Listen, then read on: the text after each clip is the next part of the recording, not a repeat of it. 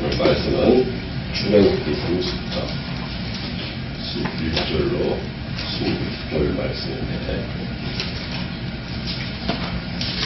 출애굽기 30장 11절로 16절 말씀을 계속하도록 합니다.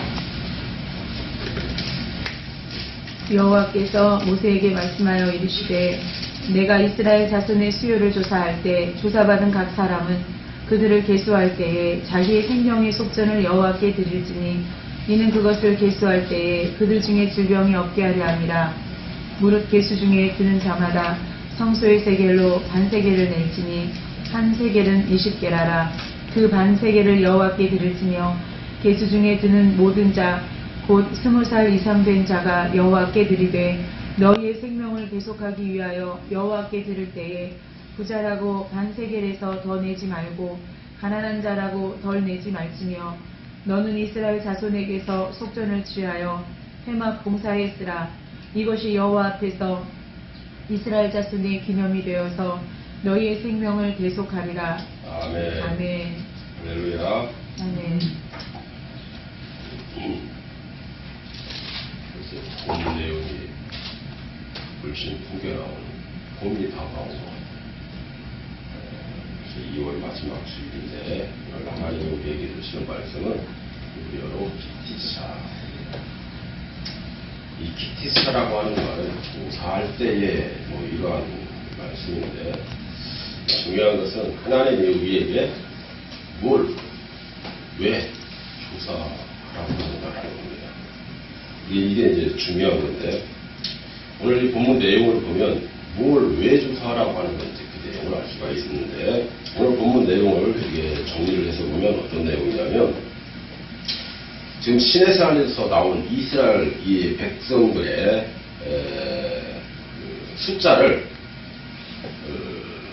다 세워서 그 숫자에 맞게 하나님 앞에 드리는 예물이 있는데, 속전이라고 하는 예물이 있다고 말합니다. 그래서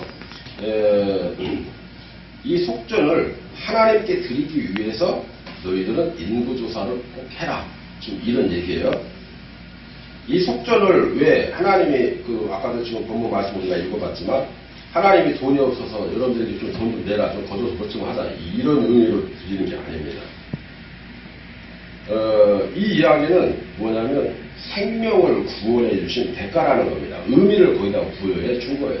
근데 이 생명을 부여해 주신 이 대가가 아주 적은 대가예요. 반세켈이라고 하는 말은 다른 게 아니라 부자든 가난한 자든 없는 자든 거지든 누구나 다 낼 수 있는 돈이라는 얘기입니다. 이 속전이 나중에 신약시대에 와서 누구와 연결되냐면 예수님과 연결이 되는 겁니다. 그래서 예수님은 빈부귀천을 막론하고 누구나가 다 믿을 수 있는 사람이다 이 말이에요. 이제 그것을 여기서 말해주고자 하는 내용입니다. 그래서 이 내용을 속전 예물을 드리게 하기 위해서 지금 조사하라고 했고, 여기에서 이제 중요한 내용은 하나님이 우리를 어떤 사람으로 만들어 가실 것인가가 중요한 거예요. 그래서 하나님이 우리를 거룩한 사람으로 만들기를 원하시는 겁니다. 왜? 당신이 거룩하니까 우리도 거룩해야 된다는 겁니다. 그러면 거룩한 사람이 되기 위해서는 어떤 기준점을 세우기를 원하신 거예요. 그 기준점으로서 무엇을 먼저 이야기했냐면, 가장 첫 번째 속전을 드려라 이렇게 말했고요. 속전을 드린 다음에는 뭘 해야 되느냐, 너희가 성막에 들어갈 때는 물두멍에서 정결 예식을 해라는 겁니다. 그리고 물두멍에서 정결 예식을 한 사람들은 그 다음에 무엇을 해야 되느냐, 가서 관유를 만들어라고 했어요. 관유라고 하는 것은 성령을 말합니다. 기름 부음을 말해요. 그러니까 아까식으로 얘기하면 속전이라고 하는 것은 내가 예수를 믿겠다 안 믿겠다, 우리 식으로 말하면 그런 겁니다. 이렇게 이제 구별이 된 사람들, 내가 예수 믿겠다, 내가 이제 교회 다닐 거야, 이러한 사람들은 정해졌으면 이 사람들이 제일 먼저 들어와서 할 일이 뭐냐, 물두멍에서 정결예식을 행해야 되는데, 이것은 회개다 이 말이에요. 내가 지금까지 지었던 모든 죄에 대해서 낱낱이 고백하고 회개하는 시간을 가져야 된다 이 말이죠. 그래서 정결예식을 갖고 그 다음에 뭘 해야 되느냐, 부르짖어 기도하여 성령을 받아야 된다 이 말이에요. 관유를 만든다 이 말은요, 기름 부음을 받는다 이런 말인데, 다른 말로 얘기하면 성령을 받는다 이런 얘기입니다. 그렇게 그 관유를 발라서 그 성령을 받아서 하는 일이 뭐였느냐? 그 다음에는 향재료를 만들라고 그랬어요. 이 향재료가 뭐냐면은 기도 제목들을 만들라는 겁니다. 그러면 내가 기도 제목들을 어디다 열심히 써라 이러한 이야기가 아니라 우리 삶 속에서 하나님 앞에 기도해야 할 내용들이 많다라는 거죠. 기도는 내가 하나님 내게 이거 해 줘 이런 기도가 아니고요. 하나님을 높이는 이야기, 하나님께 감사할 수 있는 뭐 여건 이러한 것들을 내 삶 속에서 자꾸 만들어내라는 겁니다. 이러한 향재료를 자꾸 만들어내라 이 말이에요. 그래서 우리의 삶을 그렇게 살아내고 이러한 마음가짐을 가지고 너희는 안식일을 지켜라 이 말이에요. 이러한 사람을 하나님은 참된 예배자여 거룩한 자다 이렇게 말을 했단 말이죠. 여기서 또 하나 더 중요한 건 뭐냐면 한 걸음 더 나아가서 다른 사람들 나보다 더 못한 사람들을 위해서 충분히 기도하는 거예요. 오늘 이 말씀의 내용은 바로 그런 거예요. 그래서 이러한 사람으로서 왜 중보기도를 하고 이러한 삶을 계속 살아내느냐? 타락하지 않기 위해서. 다시 애굽의 종살이로 돌아가지 않기 위해서 이렇게 하라는 얘기입니다. 그것이 곧 어떤 자라? 거룩한 자가 되기 위함이다라는 겁니다. 오늘 우리가 하나님의 백성으로서 거룩한 하나님의 백성이 되기 위해서 우리가 어떻게 살아야 되는가? 오늘 이 말씀을 드리고 마치려고 합니다. 그래서 오늘 이 부분을 중심으로 거룩한 백성이 되라 하는 제목과 함께 대화하기를 바랍니다. 거룩한 백성이 되기 위해서 아까 서두에 제가 말씀을 드렸던 첫 번째 뭐죠? 속전을 드리라 그랬죠. 속전의 내용은 어떤 내용이었어요? 생명을 하나님께 드리는 겁니다. 속전은 생명을 말하는 거예요. 내 생명을 구원해 주신 구원의 대가가 속전이라는 거예요.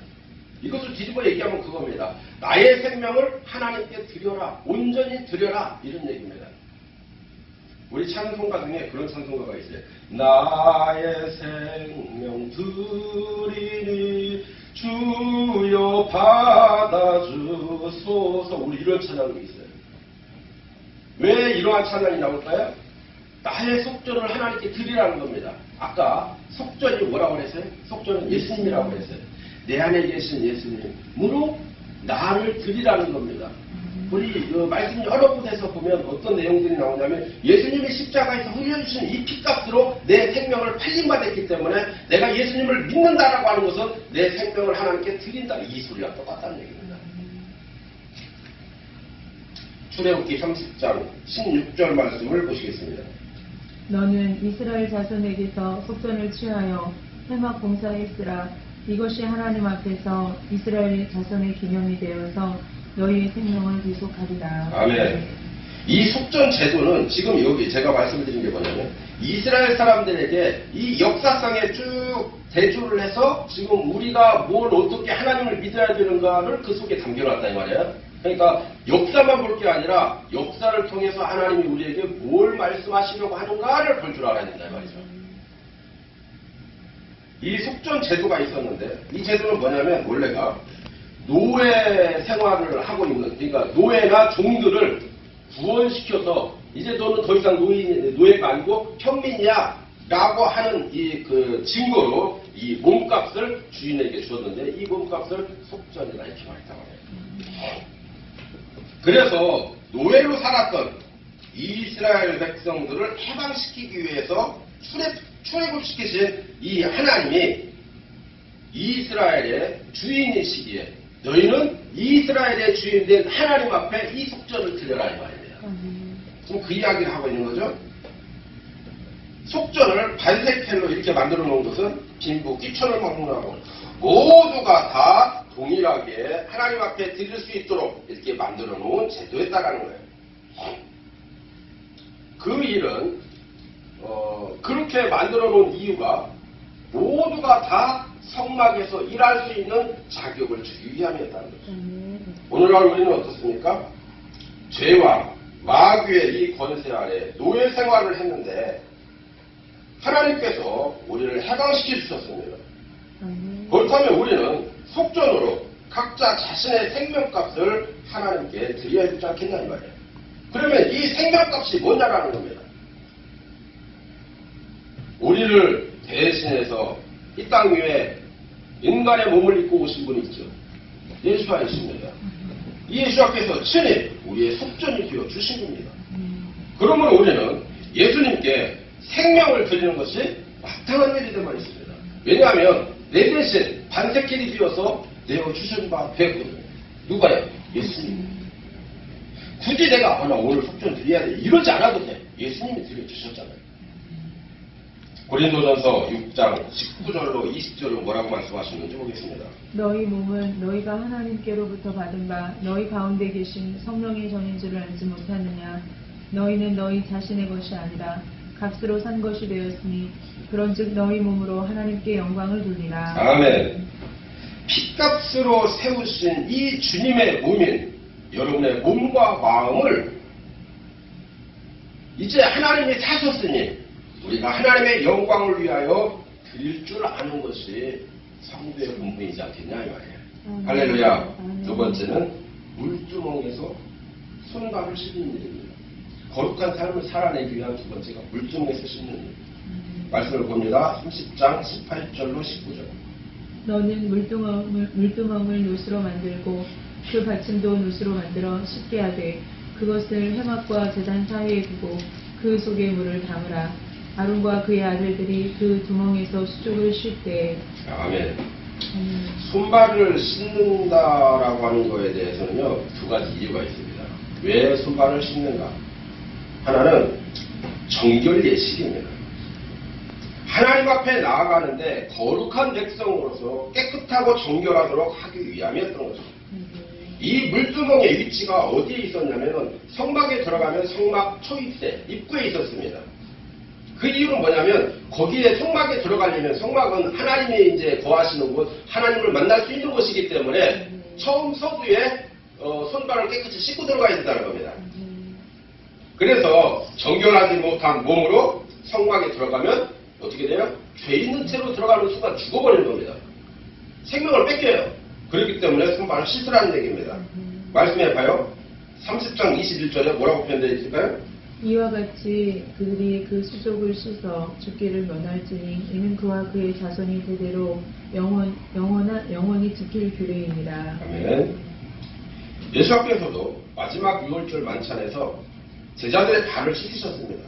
지금도 유대인들은 정결탕에 들어가서 이 정결 예식을 행하고 있습니다. 물론 거기에서 정결탕에 들어가서 정결 예식을 행하는 게 중요한 게 아닙니다.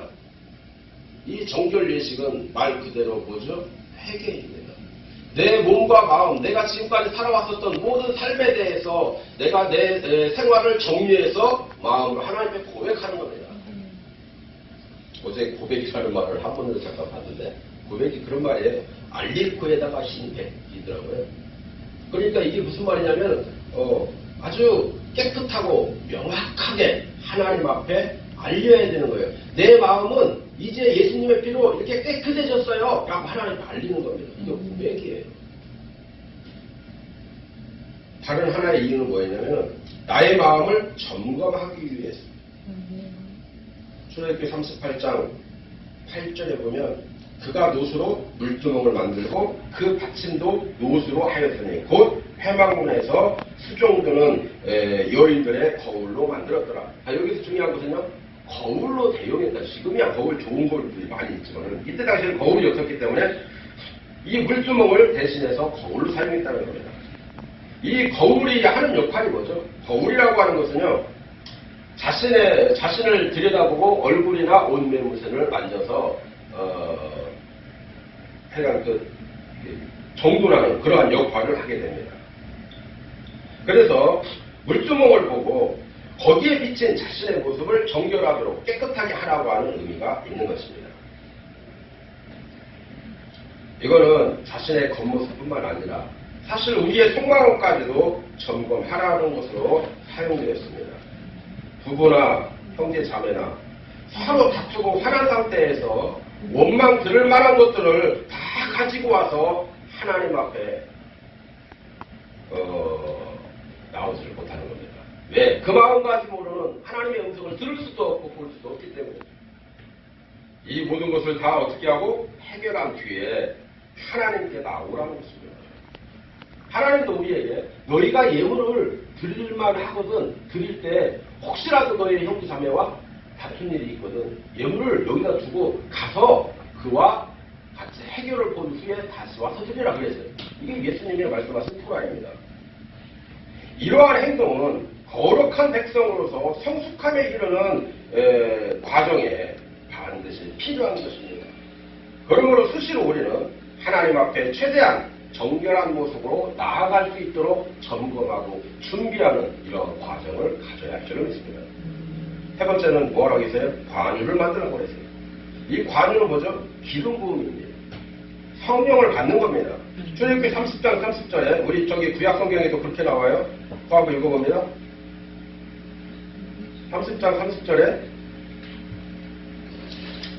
너는 아론과 그의 아들들에게 기름을 발라 그들을 거룩하게 하고 그들이 내게 제사장 직분을 행하게 하고 이랬어요. 당시 기름 부음의 이 의식을 뭐냐면 어떻게 하냐면 뭐 바르기도 하고 머리에 붓기도 하고 뭐 그랬어요. 이러한 기름 부음은 일반 백성들에게는 해당되지 않았습니다. 당시에는 제사장들에게만 이 의식이 통해졌고 또는 왕을 세울 때나 세웠고 또 붓게 됐고 뭐 이랬습니다. 대제사장이었던 이 아론과 그의 아들들에게도 직접 머리에 기름을 부어서 제사장 직분을 감당하도록 한 사건도 있습니다. 이 의식은 사람이 한 것이 아니라 하나님이 인정하셨다라고 하는 것을 의미하는 그러한 의식이기도 했습니다. 아무에게나 허락된 것이 아니라는 거죠. 기름 부음은 하나님이 허락한 사람에게 한해서 이 부음의 과정을 행하였기 때문에 이것은 하나님이 직접 인치셨다라고 하는 것을 의미하기도 하는 것입니다. 그래서 하나님이 인간의 몸으로 오셔서 그분이 우리의 속전이 되셔서 드려주신 그것으로 인해서 생명이 팔린 바 된 우리들을 하나님은 우리를 가리켜서 뭐라고 말했어요? 너희는 오직 택하신 족속이요? 택하신 족속이요? 왕같은 제사장이요?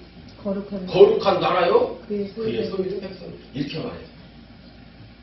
그렇기 때문에 우리는 왕같은 제사장이라고 하는 것은요, 왕이라는 거예요, 제사장이라는 거예요. 제사장이라는 얘기잖아요. 제사장에게 기름 부어 세웠던 것처럼 우리 모두는 다 제사장이기 때문에 우리는 다 기름 부음을 받을 자격이 있다 없다? 있다라는 얘기입니다. 그러면 우리가 거룩한 사람이 되기 위해서 가장 필요한 것은 뭐냐? 기름 부음을 받아야 된다. 다시 말하면 하나님 앞에 나는 하나님께 선택함을 받았어요 라고 하는 이 인침이 반드시 필요하다라는 얘기입니다. 그래서 우리가 성령을 받아야 되는데 성령을 어떻게 해야 받아요?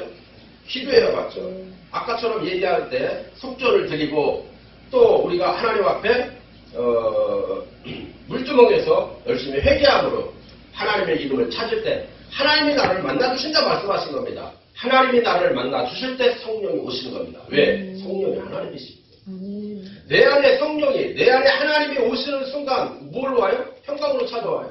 때로는 해결로 찾아와요. 때로는 능력으로 찾아와요. 이게 성령의 기름 부으십니다. 그러므로 우리가 하나님께 부여받은 각자에게 맡겨진 이 사명을 잘 감당하기 위해서는 반드시 성령의 기름 부음을 받아야 될 줄 믿습니다. 성령의 기름 부음은 회개함으로 사모하여 부르짖을 때 주어지게 된다는 것을 여러분 기억하시고 나도 성령을 받아야 되겠다 이런 사람들은요 하나님의 이름을 부르며 기도하시기 바랍니다. 네 번째는요 뭘 하라냐 아까 향재료를 만들어라 그랬죠. 이 향재료는 아까 뭐라고 그랬어요? 감사의 조건들 하나님께 예배해야 할 조건들을 많이 만들고 이것 때문에 원망하라는 게 아니라 그걸 하나님 앞에 기도할 조건이 하나 생겼구나 감사라는 거예요. 이 재료를 만들어 하나님께 영광 돌리라는 말입니다.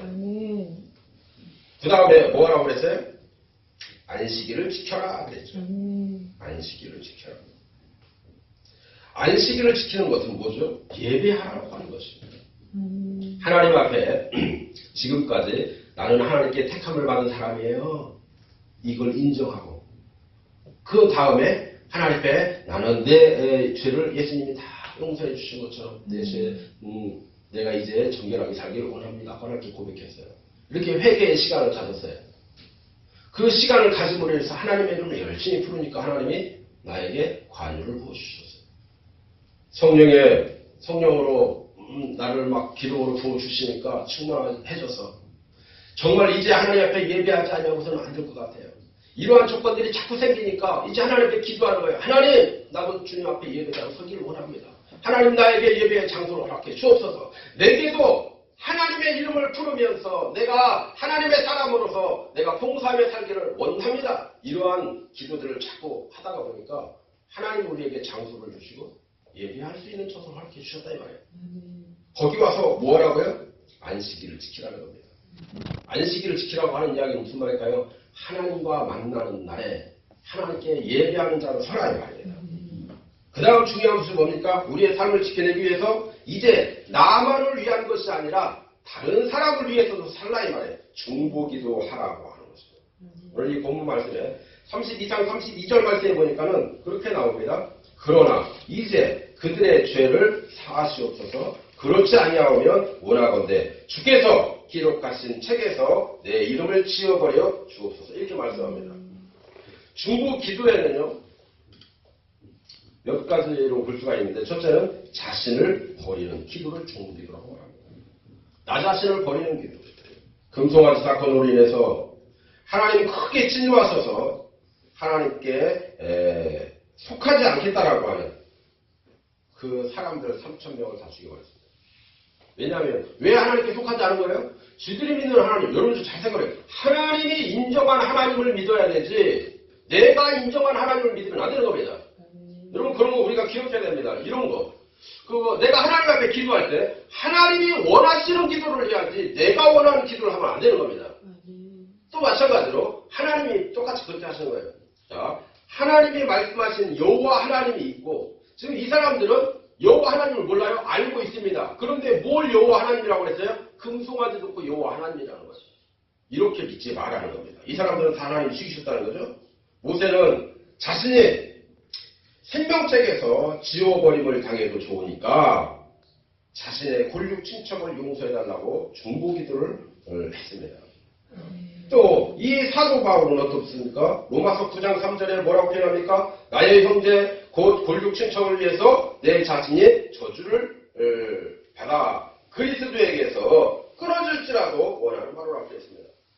자기는 끊어져서 자기는 죽임을 당할지라도 저 사람들 구원해 주세요. 이러한 마음가짐이 중보기도라는 겁니다.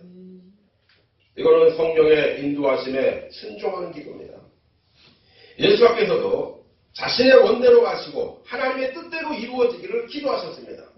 그래서 이 땅에 오신 목적인 자신을 십자가에 내어 춤으로 몸소 희생체물이 되어주시는 그러한 사명을 감당할 수 있었던 겁니다. 두 번째는 뭐냐면 중보기도는 말씀을 따라 하는 기도가 중보기도라는 겁니다. 출애굽기 30장 35절 말씀에 읽어볼래요? 그것으로 향을 만들 때 향 만드는 법대로 만들고 그것에 소금을 쳐서 혼혈하게 하고. 아멘. 자, 이 말씀에 보면요. 기도의 향을 만드는데 필요한 것이 뭐라고 그랬어요? 소금을 치라는 겁니다. 이것이 의미하는 것이 뭘까요? 이거는요. 변함없는 언약과 말씀을 의지해서 기도하는 태도를 말하는 겁니다. 이것은 뭐죠? 나 자신을 버리고 십자가에 못 박이신 이 예수를 위해서 그 힘으로 살라고 하는 겁니다. 그걸로 기도하라는 겁니다. 예수님의 이름으로 기도하라는 얘기예요. 말씀을 의지해서 하나님은 시험을 이시겠습니다. 말씀에 의지해서 이 땅을 창조하시기도 했고 말씀에 의지해서 귀신도 내쫓아버리고 말씀에 의지해서 각색 병든 자들도 고쳤습니다. 그러므로 여러분 언약을 기억하며 말씀을 의지하고 그렇게 붙들고 하는 이 기도가 하나님의 뜻대로 구하는 기도가 됨을 꼭 기억하시기 바랍니다. 이러한 마음가짐으로 안식일을 지키라고도 하신 건데 이건 역시도 결국 하나님의 뜻에 의지해서 드리는 예배가 되도록 하라고 하는 의미였습니다. 하나님 오늘 우리에게 우리가 거룩한 백성으로 살도록 삶 속에서 일일이 가르쳐 주시고 계심을 우리는 알아야 합니다. 사실 성경에서 너무 뜨뜻미지근하게 그냥 크게 이렇게 말씀하신다고 볼 수 있는데 사실 그렇지 않습니다. 아주 자세하게 정말 우리가 집안에 들어가서 입을 뒤집어 쓰고 있었을 적에 그 삶조차도 하나님은 말씀을 통해서 말해주고 있다는 얘기입니다. 여러분 결론적으로 말씀을 드린다면 뭘까요? 거룩한 백성은 자신을 드릴 줄 알아야 되고 항상 자신이 더러운지 깨끗한지를 항상 살펴서 회개하면서 성령의 기름 부으심과 이 참된 중보 기도자로서 향제를 만들어서 하나님 앞에 자신을 드릴 줄 아는 참된 예배자로 사는 것입니다. 하나님은 당신이 거룩하시기에 당신의 백성으로 삼으신 이 우리를 역시도 거룩하게 살기를 원하셨던 겁니다. 우리가 하나님 앞에서 더욱 거룩하게 살기 위해서 무엇보다 우리는 타락한 백성으로 살아서는 결코 안 됩니다. 타락한 백성들에 대해서 기록해 놓은 것이 있는데 어떤 자들을 성경은 타락한 것이라고 말하냐면 첫째는 타락한 자는 마음이 부패한 자가 타락한 자다 이렇게 말합니다. 마음이 부패한 자. 여러분 마음이 부패했다라고 하는 말은요 한 두 가지로 우리가 나눠서 우리가 볼 수가 있는데 하나는 인내심을 잃어버린 자를 부패했다 이렇게 말합니다. 그러니까 막 조급한 사람들은요 타락했다고 부패했다라고 볼 수가 있는 거죠. 또 하나는 뭐냐면 하나님을 잊어버린 자라고 해요. 그럼 하나님을 잊어버렸다는 것은 하나님을 안다는 거예요, 모른다는 거예요. 하나님은 알고는 있으되 내가 잊어버렸다는 겁니다. 기억하고 싶지 않다라는 겁니다. 나는 만나고 싶지 않다라는 거예요. 여기에 또 여러 가지가 있죠. 나 누구 때문에 나 안 다녀. 나 저기 하나님 나 싫어. 막 이런 사람이 있어요. 이런 사람을 가리켜서 마음이 부패했다 이렇게 표현하는 것입니다. 그 부패한 것을 하나님은 너희가 타락했다 이렇게 말하는 거죠. 타락한 사람은 하나님 앞에 거룩하게 살지 못합니다. 아무리 혼자 거룩 외쳐도 거룩하지 못합니다. 두 번째, 타락한 자는 마음이 교만한 자다 이렇게 말합니다. 출애굽기 32장 9절에 보니까요. 여호와께서 또 모세에게 이르시되 내가 이 백성을 보니 목이 뻣뻣한 백성이로다 그랬습니다. 우상 숭배의 다른 표현이 목이 뻣뻣하다는 겁니다. 좀 사람들이 그렇게 말하죠. 목에 기부스한 사람이다 이렇게 표현을 하죠. 마찬가지로 지금 오늘 하나님은 우리에게 무엇을 말씀하고 계십니까? 너희가 교만한 자로 살지 마라. 타락한 자가 되지 마라. 마음에 부패한 자가 되지 마라. 하나님을 잊어버리는 어처구니 없는 일을 하지 마라. 목에 기부싸고 다니지 마라. 이런 얘기입니다. 사탄 마귀의 괴계가 난무하는 이 땅 위에서 우리가 하나님의 거룩한 백성으로서 성숙한 인생을 살아내기 위해서는 우리가 어떻게 해야 될까? 아까 말씀드렸던 것처럼 하나님 앞에 내 생명을 드릴 줄 아는 사람, 내 손발을 정결하게 씻어내는 회개를 할 줄 아는 사람, 또 열심히 기도해서 하나님을 만남으로 성령을 받을 수 있는 사람. 그래서 날마다 기도의 재료들을 만들어내고 정결함으로 하나님 앞에 참된 예배자로 설 수 있는 사람. 더 나아가서 선교를 하며 더 나아가서 중보 기도를 할 줄 아는 사람. 이러한 사람을 거룩한 백성이라 말하며 하나님이 오늘 우리에게 이러한 거룩한 백성의 삶을 살아내라고 오늘 토라 키티사는 이것을 조사하라고 지금 말씀하신 겁니다. 여러분 이 조사 대상에 저와 여러분이 들어가기를 축원합니다. 이러한 삶의 형태가 오늘 이번 한 주간 동안 여러분의 삶을 지배하고 예수와의 이름을 여러분들의 삶의 가장 앞에 두고 예수와의 이름으로 승리해가며 살아가는 저와 여러분 되기를 주님의 이름으로 간절히 축원합니다. 할렐루야.